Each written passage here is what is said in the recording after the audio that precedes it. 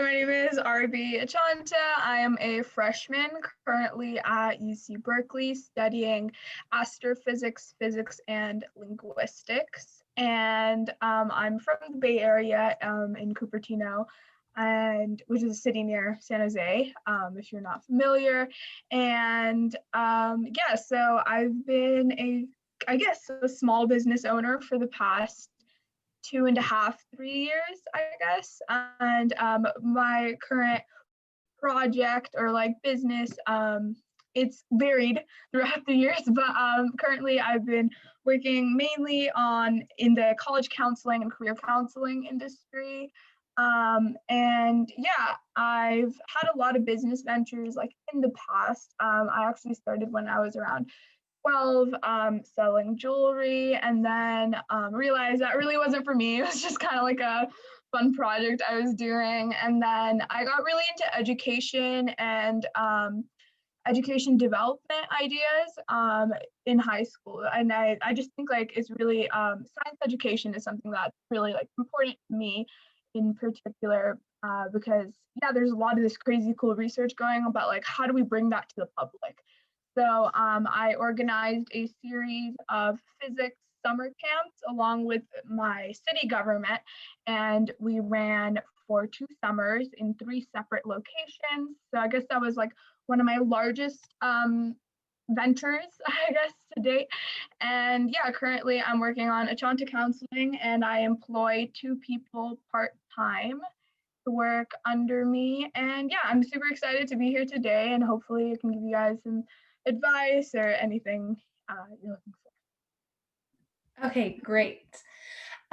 So next we could either like open the floor up to any questions that people might have about everything you've just said, or you could go ahead and sort of explain like what you're doing right now and how you got into it. So first, does anybody have any questions for Aarabhi?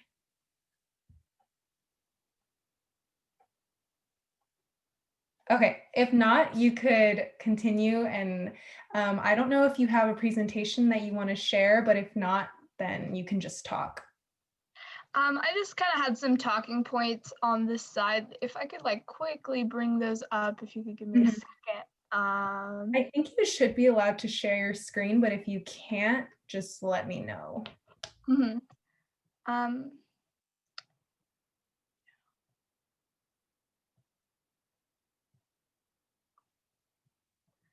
Okay, so I don't know, just a couple topics that I kind of wanted to touch on was kind of like how to get started in your own business. So you always see this idea like put yourself out there, go try new things, go start a business. Like it's that easy, right? But like it's really not.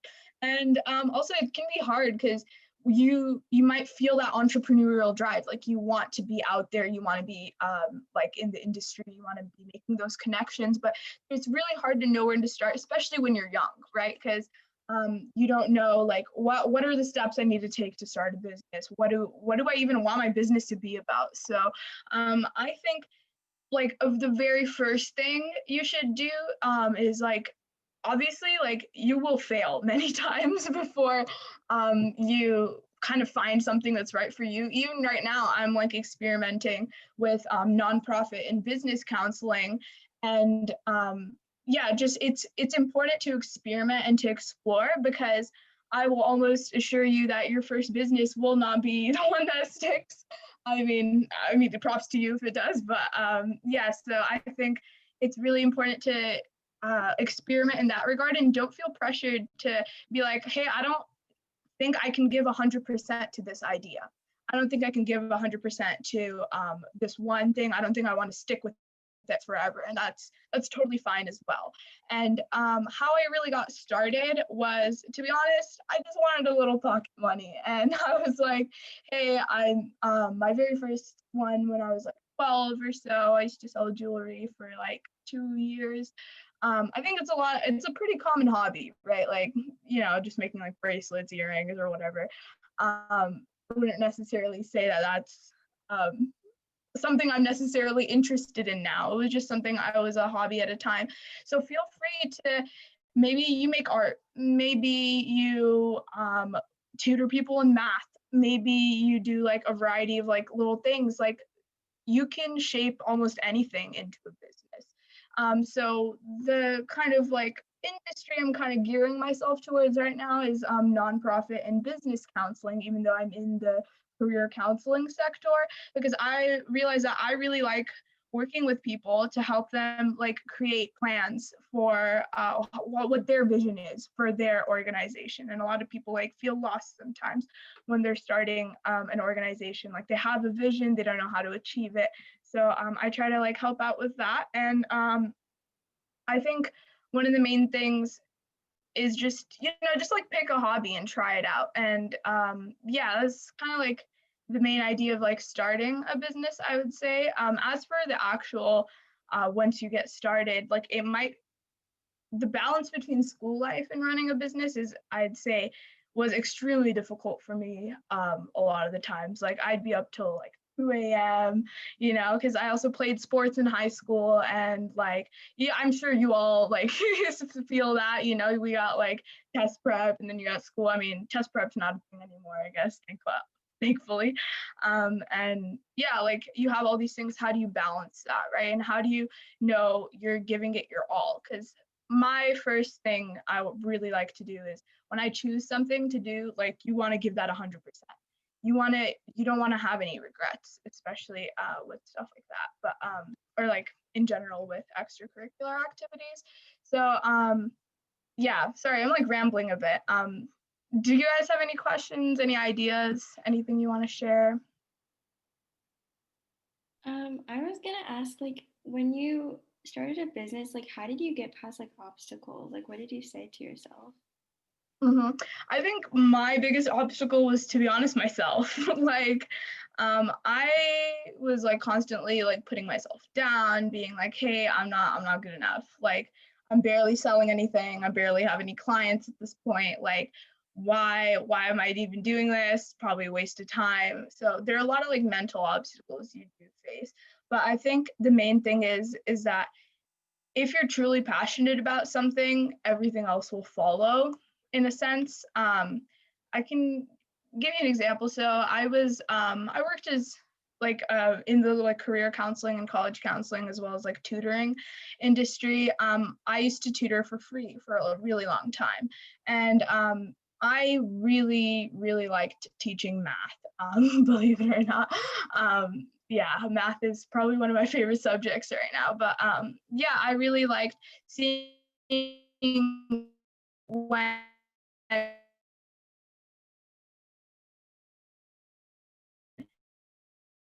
and that's fine. And it's all about, I think, especially with business, it's all about it. And in terms of like a lot of the obstacles I faced, especially like early on, like getting the word out, like letting people know you exist, kind of.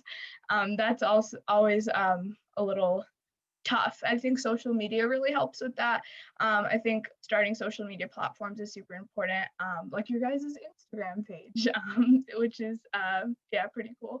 And getting a website up and running, spreading the word to family and friends, because the people closest to you will probably be the ones that want to support you the most. So I don't know if I answered that in a roundabout way, but hopefully that helps.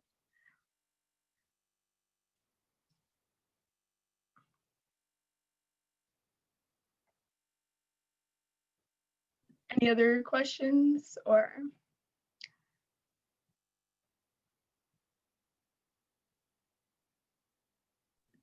I was kind of wondering how you got in contact with the city government, I think, or the.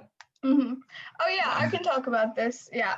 So no, my flyer's up there, but I stick it on my wall. But I ran a summer camp program for just as a preview for 2 years, and we focused on physics education for K through 8, because I don't know about like the physics education in your guys' area, but up here in NorCal, physics is almost like never included in the academic system, especially within grades K through 8.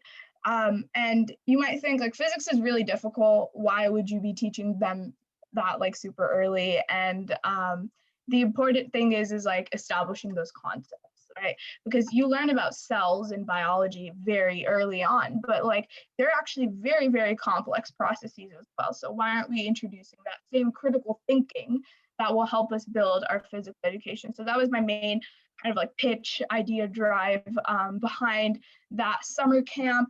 And once I got it started, I basically was like, hey, to my best friend, and I was like, hey, you want to do this with me? And like, just like roped her in into that wild ride.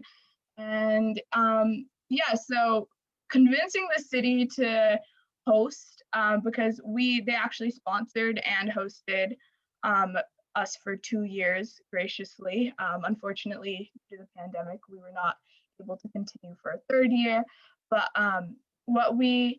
it took a lot of work. I'm not gonna lie. It was a lot of, firstly, governments are very bad at responding to emails on time.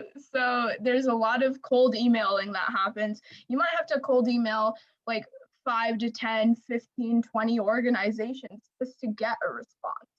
And the thing is that don't be discouraged when people say no. Don't be discouraged. I contacted 4 city governments, 1 responded, and yeah, and you'll be surprised when people actually do want to help you out. And there are a lot of people out there that probably believe in your vision or anything like that. And it's like everyone's there to support you, kind of, and like you're not in it alone.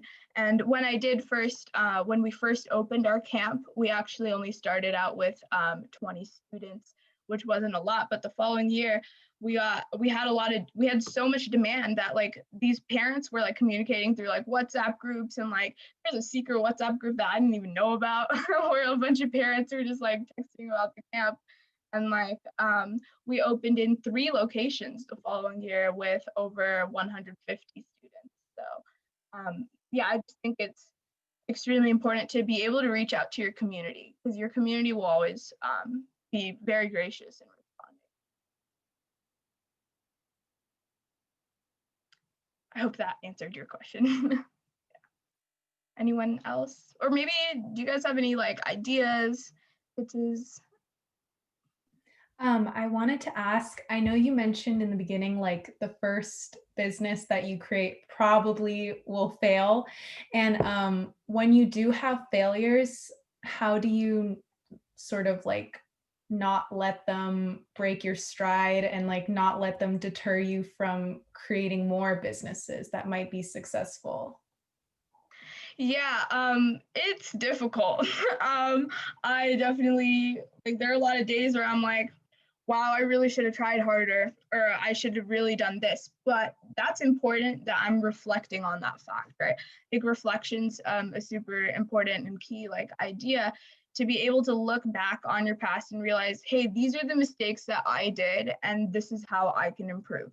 For example, like I've had a bunch of failed ventures. I only mentioned like 2 that didn't continue, but I think I have one of my biggest flops, I'd say, I'll just share it, was in the 10th grade. I started a very short-lived nonprofit, and that was, I'd say it was a disaster for sure. Basically, I think I went like overboard with my idea. My whole idea was to start an aid trip to an international to India, where we would work on rural development. While it did happen, definitely not the impact that I expected. Definitely not like it didn't go as expected at all. It didn't have the impact that I wanted, and at the end of the day, we didn't really get the job done. And I think it's important to realize when you're overshooting, and like it's important to realize to like set like realistic goals for yourself. So that's why the next one I went from international to local because I was like, you know what, why am I trying like desperately to raise funds for this when I'm like barely meeting any of like the fundraising goals, and I'm clearly like not meeting like the goals that I set for myself the first time. So the second time around, I took that all into account. I scaled it down because it's all about impact. It's fine if you have a small business versus like a big international like like corporation or whatever.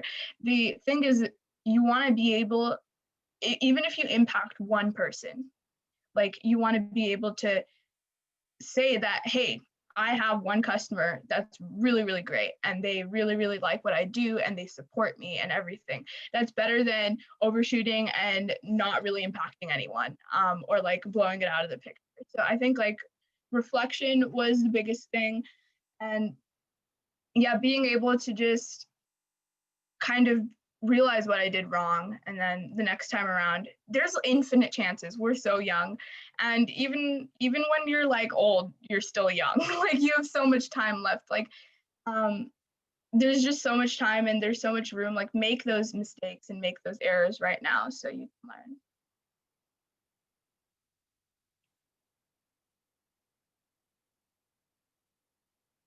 I had a question about like you said you're majoring in like physics and linguistics. Is that what you said? I'm a triple major currently in astrophysics, physics, and linguistics. Yeah. Oh my gosh, that's a lot. So like, do you? Because I know like a lot of people major in business, then go to like business school. Like, do you think that's really necessary, or like, would you keep it separate? Like, what's like the difference about with that?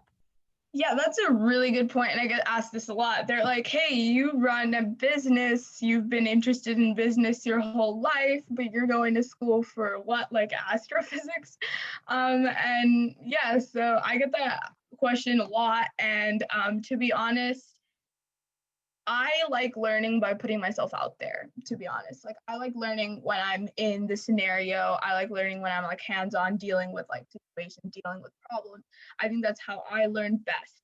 However, there are some like caveats to that. Like for me not like going into business school or having like an educational background in business. I personally, it's a personal opinion, don't take this to heart, but I personally don't think it is necessary. I think um, if you have a passion for art, or like if you have a passion for history, go for it. And like business can be supplementing that, right? Because all my businesses recently have been focusing on my passion for physics and on my passion for education and communication and things like that. And those tie to my majors, but I'm bringing that into business. Literally anything connects to business. So I think the important thing is also when you're looking into a business, a huge thing a lot of people that end up going to business school lack is technical skills about your product, technical skills about what you're trying to sell. And I think that's really important. You need it when you are a leader. You can't just be able to like tell people what to do. You need to be able to play all roles. Like the very next day, if you are just like out there and like, or like you get fired or something, like you need to be able to have the technical skills to explain your product, to explain everything that's behind it, because that's the whole point of being a leader, right? It's a lot of it's about communication. And also a little bit like just more onto like the business school side of things. Business school is a great option, and I actually face a couple obstacles with not having that educational background, particularly in finances.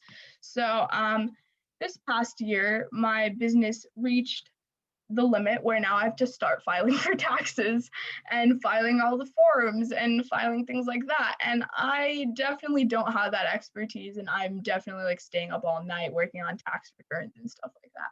And it's not nice when you don't know what's happening. It's not nice when you realize you have like 50 forms due the next day, where business school would have probably prepared you for that and would have probably prepared you for the more technical side of that.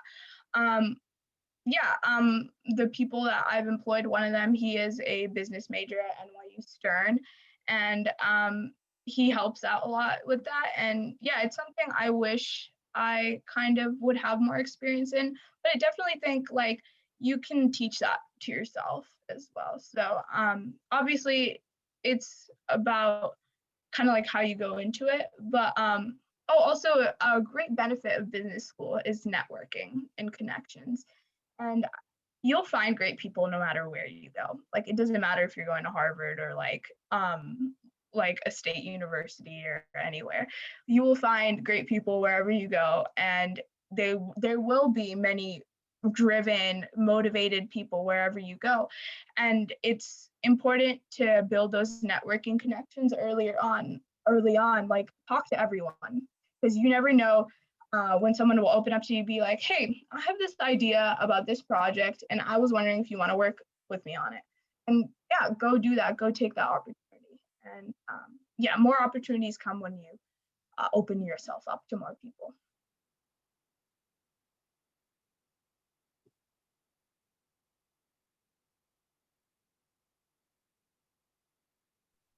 I was kind of wondering how much you should like demand from your like workers, I guess.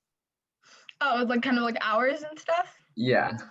Okay, so we all work part-time because we're all full-time college students on this side. Personally, I work about 15 hours a week, which is extremely taxing. Like, I'm not gonna lie. And my course load is also pretty heavy given my choice of study.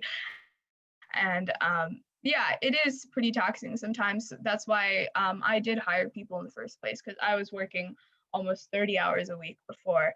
And yeah, so each of them work about 10 hours a week each, mostly on the weekends, like very concentrated on the weekends. And yeah, it's difficult, but like, what's the point if you're not going to try, right? Like, there's always more time, there's always more effort you can put into everything. Even now, like, I think, yeah, I could not open YouTube for those 10 minutes and instead like get something done. Yeah, it's all about attitude in that sense.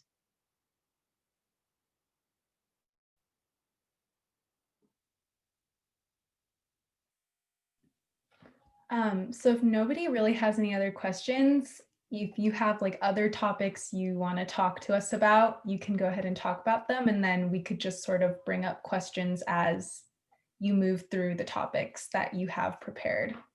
Mm-hmm. I think I only have one main kind of talking point I had left. Okay. And that was, since your organization is Girls in Business, is a lot of barriers that women and people of color and people of the LGBTQ community face in business. And a lot of the barriers are psychological, and you will see barriers where people will say stuff to your face and you're just gonna be like, whoa, what? Yeah, I've gotten my fair share of all of that. And I think it's important to note, like, surround yourself with people that support you, that genuinely support you. Surround yourself with that mindset, and don't let people bring you down. And it's really important to have a good, strong, like, support system in those kind of senses. For example, probably one of the most recent events was when I got into the school I currently go to with a sizable scholarship. The very first thing when I walked into school the next day was, hey, you got in because you're a girl. Somebody said that to my face, and yeah, in front of the whole class, and like, people were agreeing with him. And the thing is that, like, yeah, these barriers definitely exist. People will always undermine you. People will always think, hey, you're less than what you are. But at the end of the day, you know who you are and you know what you're capable of. You're always capable of more. I think you should always push yourself, hold yourself to a higher standard, because also, like, no one around you is going to push you if you don't push yourself, right? Like, it's all about that mindset. It's all about that idea where there might not be like more in terms of like where you're at right now. For example, like, let's say you're a president of a club at your school. Let's say you're the captain of a school team, and you might think, okay, I hit it. This is the top. Like, no, there's always more room to grow. Like, you can always expand that club, that team, start a school-wide event. You can always reach outside of your community, start a network, things like that. So I think a lot of the limits that we have are placed on ourselves, and obviously people around you inhibit you, but it's important to move and look past that. That's about it.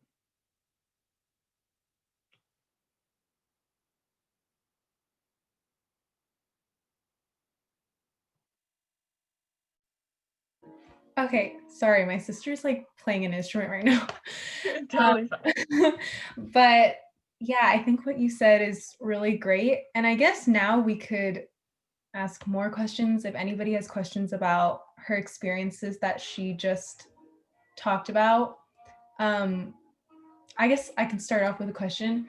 I know I'm the type of person that if somebody says something mean to me, I take it very seriously, and then it sort of like ruins my whole week and I feel like I don't want to do anything. So how do you sort of like not let that happen? I totally feel you. I'm also like kind of the person where I get into an argument and then I'll like replay it in my head for the next week. I'll be like, oh, I should have said this, or I shouldn't have said this, or I should have done this, or I shouldn't have done this. Like regrets literally will do nothing but pull you down. One main thing I like to do is use that to drive you. So spite is literally like one of the most powerful emotions you could have, like that feeling of spite when somebody's like, hey, you're stuck up or you're bossy or something. And like, you know what? Yeah, I am. And guess what? What are you gonna do about it? And like use that to your advantage. And yeah, I do definitely like it does hit me a lot of the times. And like it's also like when that particular incident happened and it was like in front of a large crowd, and like yeah, at first like no one stood up for me, but as soon as like class was dismissed, like literally like 5-10 girls came up to me and they were like, yo, like screw him, like you're better than that. And like it's really important to have that support system, I'd say, especially in that, like as long as you have friends that genuinely support you and your vision, you're more than enough. And that's more than enough. Like, and who cares about one person saying a mean thing about you? Like they're literally irrelevant. Like yeah. And yeah, it sucks, but yeah, I think it's a lot about coping, a lot about surrounding yourself with good people, and also using that to drive you in a sense. Like you want to prove them wrong, right? So yeah.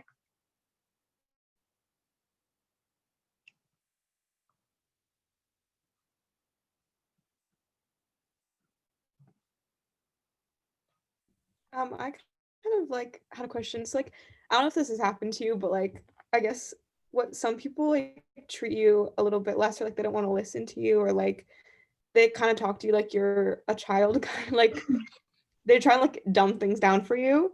It's like microaggressions kind of. I don't know if that's ever happened to you, but like are you like confrontational with that, or do you just kind of like put up with it and just keep faith in yourself? Or is it more like hey, don't do that type of thing where you're like Yeah. confrontational? Yeah, I totally know what you mean. There are many different ways to go about situations like that, but I could share a couple experiences. In like my junior year of high school, I was one of 2 girls in my AP physics class, and it was a class of 40, right? And back then, my style was a little different. I used to wear like a full face of makeup, acrylics, and like hoops and everything. And like I feel like people really judged me for that. I felt like people really judged me for how I looked. I felt like people really judged me like on the way of like my behavior. And the truth is that whenever like people passed around quizzes and they got them back, you know how like right after you get a test back, you like gather in groups and you're like, yo, what'd you get wrong? Like, or like, hey, this is what I got, what'd you get? Or like something like that. Like I was always the one sitting at the table, like all by myself, and everyone else was just like talking and like whatever. And I felt extremely out of place. I felt like very just kind of left out in general. Also like in labs, whenever people chose lab groups, I'd get stuck with like, the people that didn't know anyone or stuff like that. So yeah, it's difficult, but the way that I kind of go around it is I'm very confrontational when it comes to things like that. And I like used to be pretty confrontational. Right now I've kind of died it down a little, but I think, okay, like think about this. In 10 years, you're not even going to know these people, right? So like show them who you are, and like be confrontational and say, and when people say like, when people are surprised, like sometimes people would be like, whoa, you got a 90 on that test? Like, and I'd be like, yeah, I studied, like, I don't know what you want me to say. Like, yeah, feel free to be confrontational, be like, oh, I'm sorry, what'd you got? Like, and, or like sometimes like I'll throw like a little bit of shade back. Like, there's no harm, like have fun with it, and know that at the end of the day, they think that because they're underestimating you.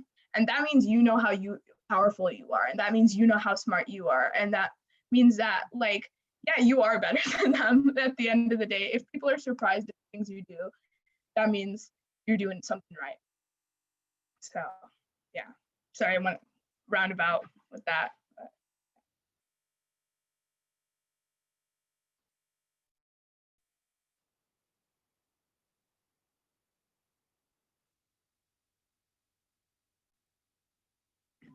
Are you guys all high school students? What year are you guys in? I think, okay, Marina, Sydney, Nathan, and I are juniors, and then Alicia is a sophomore. Mm-hmm. Have you guys ever had any business ventures, anything like that you've been thinking about, or just kind of dipping your toe into the world right now? I'd say dipping our toes. I actually had a question that doesn't really relate to, barriers that women face. I guess this sort of relates to just having a team. And like, I know you said you had to hire people and expand your team because you couldn't work 30 hours a week. And something that I sort of struggle with is like, I have a hard time trusting people to do things. So I have a huge issue with that as well. Yeah. And like, even when I do give people roles, I still do everything myself, and they're kind of like, well, what am I supposed to do? So how did you kind of overcome that and let yourself be able to trust everybody on your team to do what they're supposed to do and do it like right? Yeah, the number one, yeah, I had a huge issue with that, especially running my summer camp. I had to be the one teaching everything, but then like when we moved to 3 locations, I can't create like copies of myself, right?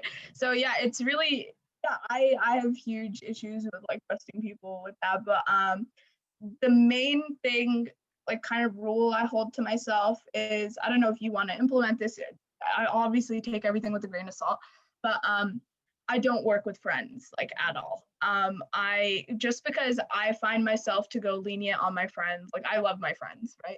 Like I'm sure everyone does, but yeah, like I find myself going lenient on them.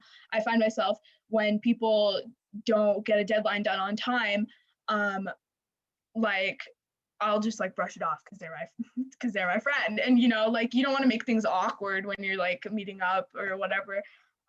So yeah, I would set clear boundaries. Number one is set clear boundaries with the people you're working with. Even though you might or might not work with friends, be able to set like clear boundaries in a sense that they should know what they're getting done and they should know what's serious and things like that. So a huge thing that I had difficulty with when I first started out was getting people to get things done on time and to take me seriously as an authority figure in a sense. Sometimes I work with people that are older than me. Sometimes I work with people that are younger than me. The age dynamic can also like affect things. And I think especially with working with your peers, it often seems like you want to be equals, but also know that just because there's a chain of command doesn't mean that there's a hierarchy in a sense. There might be a chain of command, but that doesn't mean that you are necessarily like superior. So I think like in a sense, so I think a lot of people's like egos when they're in different positions can be a little volatile in a sense. But I think a really good way around that is clear communication, number one, and number two is deadlines. Like getting people to take deadlines extremely seriously, getting people to know like, this is when I want things done and you better get it done by then. And also working with people to negotiate deadlines. You should, like, I don't make all the decisions. I talk to people and I'm like, hey, do you think you can get this done by then? And then they're like, oh, I have a lot of tests that week. I'm a little swamped. I have a lot of, can I move it to this? And then I'm like, yeah, sure. You want to be able to, it's like kind of that perfect balance of getting things done on time, but also giving them like the leniency to work on things like that. So that's pretty important, I would say. So main thing is like communication, deadlines, and setting clear boundaries, I would say, with that. Don't feel afraid to be confrontational. Don't feel afraid to be like, hey, I don't think you're pulling your weight on this. And if they are truly committed to you and your work and they believe in you and your idea, they won't have a problem with that. And I think it's important to also know, like, obviously don't be rude, but I'm sure you're more than gracious. Yeah, those are my main points, I'd say.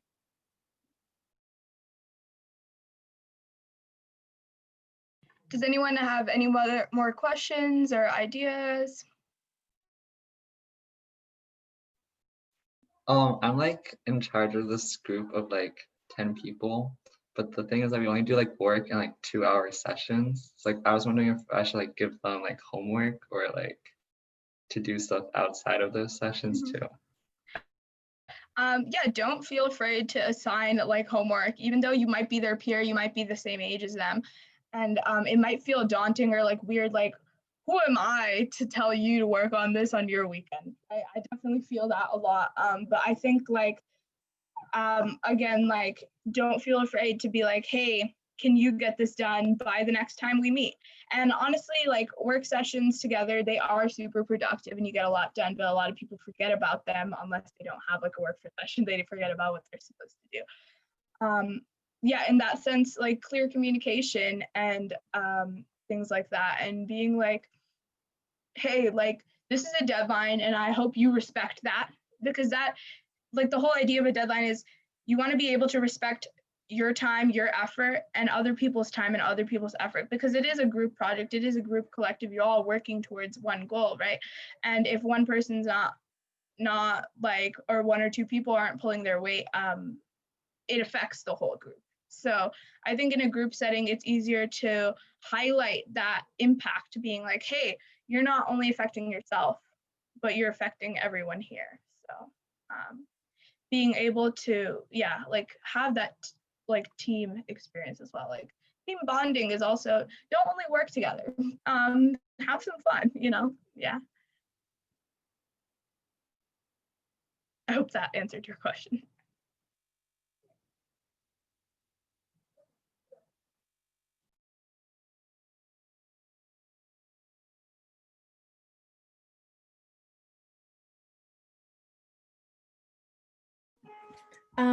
I think one question I have is like, sometimes when I have ideas or like things that I would want to start, like I have this mental block where I'm like, oh, I can't possibly do that. And then I just never do it. But I feel like deep down, if I really committed, I could. So have you ever had mental blocks like that? And if you have, how do you overcome them? Yeah, especially like in the college and career counseling industry, there are a lot of other businesses that are active. So a really often question that I get asked, like, why are you doing this when there are so many other people out there, right? Why are you doing this when there are 20 other people out there doing the same thing as you for cheaper? Or why are there other people doing the same thing with like more or less experience than you? Like, I definitely face those mental blocks a lot, especially like in this scenario. I think one thing that really helps with that is finding a very unique market. So right now, the main thing I work with my students in is obviously I do the regular tutoring, college counseling or whatever, but I work on kids with like a specific thing called passion projects. So I try to work with each and every student to build a passion project for them. So oftentimes it's a business or a nonprofit that they start, and I kind of help them formulate that idea, get it into action. So for the main nonprofits I've helped foster, in a sense, are My Sahara and Stress Free Teens. They've grown quite a bit, and they're doing extremely successful. They're pretty successful at this point, as well as a few other like small businesses on the other side. And I think it's also, I think having a mentor really helps in that process. Like I genuinely wish I had a mentor or like somebody to help me out when I first started. Feel free to reach out to people older than you, people that are in college, or like people that work in the same field. Or also make sure you do your research, because as you move in this process, you gain more and more confidence, right? You start to move past those mental blocks because you're like, hey, I have a cool idea. Like I don't see other people out here necessarily holding people's hands to build nonprofits to help boost their like presence and resume and things like that. Like I don't necessarily see that as a service offered, or like I don't necessarily see this or that. So a part of it is uniqueness and working on the idea and like culminating good thoughts. And you will get shot down, but also be able to take criticism. So maybe you pitch an idea to your friend and your friend's like, I don't know about that. Like, I don't know if you'll actually make money off of that, or I don't know if you'll actually do this. And then you can ask them, hey, why do you think that this isn't a good idea? And then they'll tell you, and then be like, and try to incorporate that. So in this sense, like there are 15 million other college counseling companies out there. What makes you different? I know what makes me different. I know what makes me different. And I know what kind of services I offer. I know what kind of foot I like step forward into this industry. And yeah, that's important. Because if you feel like you have something new to contribute, you're doing others a disservice by honestly not contributing. So I hope that helped.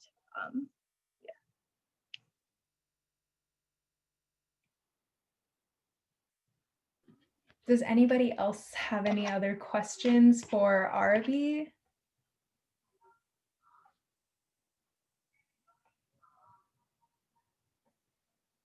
Okay, if not, then, and if there's nothing else that you want to touch on, I think we'll just wrap up here. So thank you so much, Aarabhi, for speaking to us. And I think it's really cool that you're like closer in age to us. So I think it helps us relate a little bit more since our last speaker was older. So yeah. Are there any final thoughts that you want to share before we end? Thank you so much for this opportunity. I hope it gave you guys a little more insight into starting a business. And starting a business doesn't always mean manufacturing a cool robot or something cool like that. It could be in the education industry. There's like countless possibilities. You can literally turn anything into a business. And I really hope you guys do venture out into those fields, because it's really valuable. And also the experiences that you get from that, you get a lot of leadership, you get resourcefulness, you learn to be able to stay motivated. So a lot of the times, like keeping that motivation or keeping that drive is pretty difficult. Like it dies out really fast for a lot of people. But being able to train yourself to kind of like still believe in yourself. And yeah, a lot of psychological blocks, especially in this area, but know that you're not alone, and reach out to people. Surround yourself with amazing people that will support you as well, and that you can support. And yeah, it was great meeting you all. Feel free to check out my email. I can like link it. You can ask me questions, or even like a year from now, if you're starting your own small business, I would love to hear about it. Or yeah, I'm typing it in the chat. Okay, great. Yeah, I see it. Or in the college process, which you guys will be approaching soon. Yeah, feel free to ask questions. I give a lot of free advice out too. So yeah. Okay, great. Thank you so much. And yeah, I think we'll definitely stay in contact with you in the future, because I think it's great what you do. And thank you everyone for coming to listen to Aarabhi speak. And yeah, we'll just end it here today. Thank you. Bye. Happy Thanksgiving, everyone. Yeah.